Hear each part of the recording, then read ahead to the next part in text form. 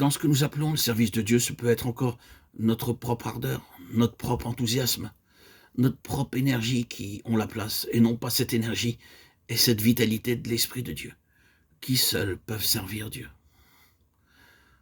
Je ne prétends pas cependant que lorsque le Saint-Esprit se saisit de nous, nous ne nous donnions pas entièrement aux choses que nous faisons.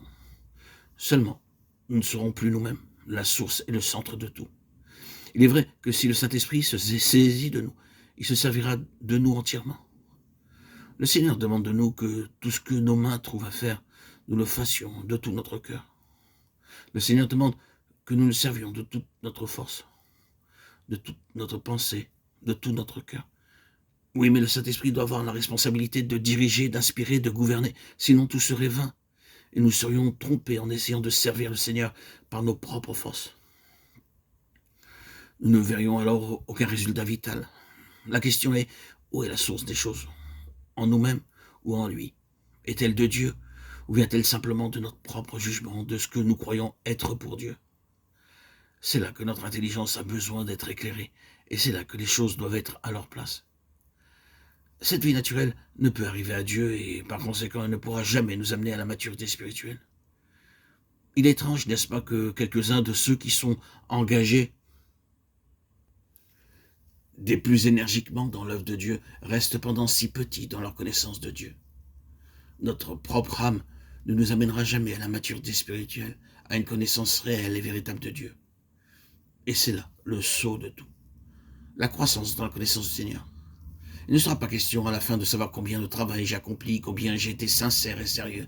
La seule chose qui importera pour finir ce sera dans quelle mesure est-ce que je connais le Seigneur. De combien ai-je grandi dans la connaissance du Seigneur? De combien mon intelligence spirituelle s'est-elle augmentée? Voilà la chose qui importe. Et cela, c'est une question de vie divine. Le déluge fut le verdict de Dieu prononcé sur le chemin de Caïn.